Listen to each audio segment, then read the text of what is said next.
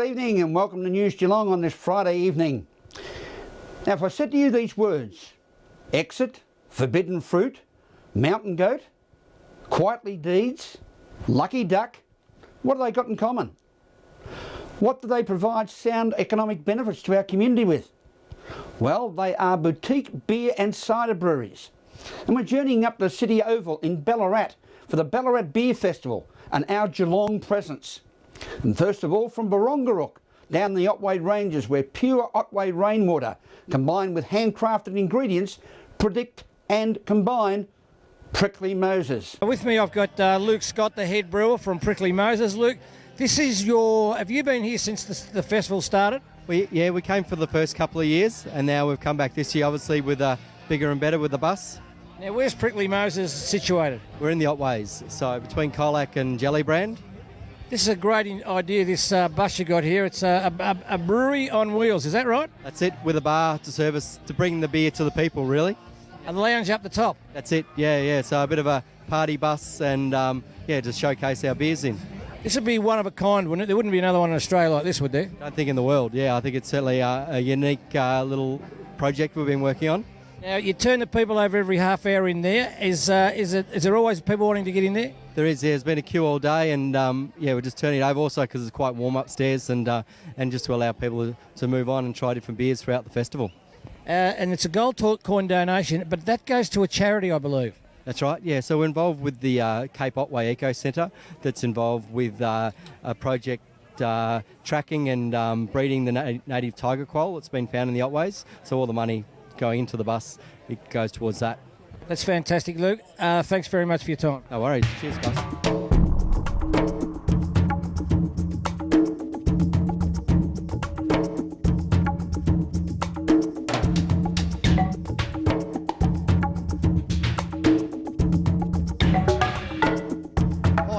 From Prickly Moses, and this is our mobile brewery. So I'll just run you through our process.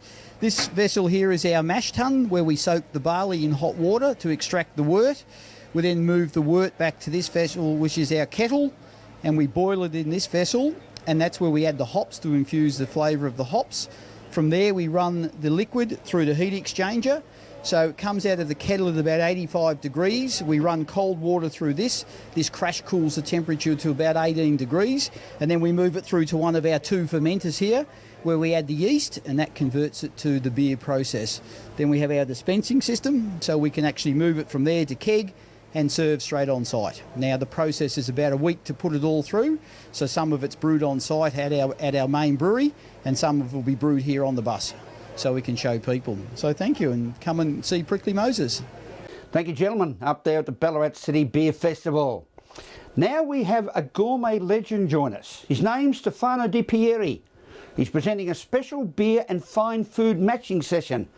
It's over to you, Maestro. Is this your first time here? No, this is my second time at the festival. Well, I've been here before, from the beginning, but in an active way, this is my second time.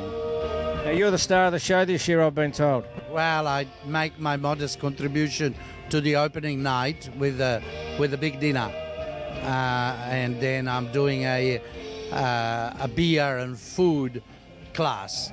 I have been concentrating exclusively on Mildura Brewery, which also has a pub restaurant in it. So my life now centers more around beer rather than just food. Well, I must say that in the beginning I wasn't really keen on beer because the majority of commercial beers I find quite dull and boring, to tell you the truth. Although they're very popular in this country, I couldn't drink it.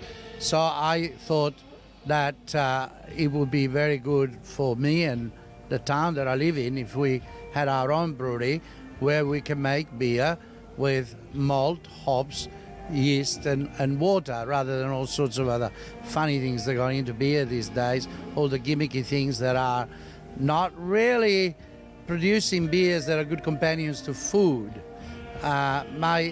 The center of my professional life is food, with wine on the one hand and beer on the other. Now, easy to do reasonably good food with good wine, but until a few years ago, say 15, 20 years ago, in this country there were no craft breweries. There was no tradition of craft brewing. So you can't match a good dish, something, to the same beers that this country seems to be completely obsessed with. They are bitter. I mean, not in a good sense. It's an artificial bitterness. They are incomplete. They fight with the food. And there is no variety. Whereas when you go to the craft side of things, you can find a multitude of flavors. I can find a beer with chili and coriander that will go really well with an Asian dish. Or I can find a beautiful pearly lager that will go well with oysters or another fish. Or I can find a robust ale, almost to room temperature if you go with the English style, that will complement my braised beef or a lovely homemade pie in the middle of winter. Here in Ballarat, in fact, it's perfect weather for ales most of the time, I think. So it goes. And I can even make a beer that will suit a dessert. So in effect, I can start with entree, main course, cheese and dessert, say 4 courses, and I can have 8 beers, 2 with each course, which will complement the food that I'm doing. You can just not do that with commercial beer. So there is another world out there of beer. It's called craft beer. It is very rewarding. It's interesting. It doesn't often hit the mark because even if it's craft, it's not necessarily brilliant. But at least it represents a genuine attempt to do something real. Then it's up to you to learn to judge what is good, what leaves you indifferent, like anything, like a wine, like any other drink. Craft beer is not automatically good per se. It has to be exposed to an analytical test, to your own palate, and has to be the subject of real conversations. But I tell you what, you can't converse very much with those couple of horses that sit on top of every pub in this country. It's just boring. Boring, boring, boring. So let's get on with it. So, Stefano, how do you see the ciders fitting into the world of what you do? Well, cider is an old tradition in Europe and other parts of the world, yes, and I also think it's got a very good role. Probably cider in a more extreme sweet form is not my cup of tea, but it might help younger people to sort of approach it, and hopefully in time they refine their palate and they go towards something a bit more serious. Again, a cider is traditionally the result of a craft, of a tradition, a village that may have a lot of apples, and so they turn it to alcohol. And when it's well made, it's beautiful, and again, it complements food. I mean, of course, I would prefer a drier style, but then again, everybody goes for what they like. We're having fun at the Ballarat Beer Festival! Grazie Stefano, non c'è male, meaning 50-50, but still good beer and wine held up there at Ballarat. We go to a break and be back with more on News Geelong after this.